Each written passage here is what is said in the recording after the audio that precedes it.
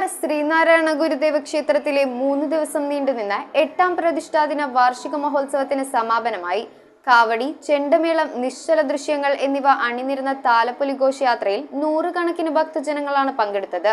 വിവിധ കലാകാരന്മാർ പങ്കെടുത്ത കലാവിരുന്നും ഗാനമേളയും മഹോത്സവത്തിന് കൂടുതൽ മാറ്റുകൂട്ടി. 3 ദിവസം നീണ്ടുനിന്ന മഹോത്സവത്തിൽ ഗണപതി ഹോമം, ഗുരുപൂജ, വിശേഷാൽ ദീപാരാധന, ശ്രീഗുരു തിരുവാതിര സംഘം ഇടയാർ അവതരിപ്പിച്ച തിരുവാതിര, മൃത്യുഞ്ജയ ഹോമം, അന്നദാനം എന്നിവ നടന്നു. സമാപന ദിവസം വിലങ്ങപ്പാറയിൽ നിന്ന് കണിയാലപ്പടി വഴി ശ്രീനാരായണ ഗുരുദേവ ക്ഷേത്രത്തിലെത്തിച്ചേർന്ന താലപ്പൊലി ഘോഷയാത്രയിൽ കാവടി, ചെണ്ടമേളം, തെയ്യം, നിശ്ചല ദൃശ്യം എന്നിവ അണിനിരന്നു. നൂറുകണക്കിന് ഭക്തജനങ്ങൾ ഘോഷയാത്രയിൽ പങ്കെടുത്തത്. തുടർന്ന് വിവിധ കലാകാരന്മാർ പങ്കെടുത്ത കലാവിരുന്നും ഗാനമേളയും അരങ്ങേറി. ചടങ്ങുകൾക്ക് ശാഖാ committee chairman MP Divakaran, convener PK Sivarajan, ഉത്സവാഘോഷ committee convener TK Gopi, joint convener TK Reji, committee അംഗങ്ങൾ എന്നിവർ നേതൃത്വം നൽകി. News bureau, Piravom.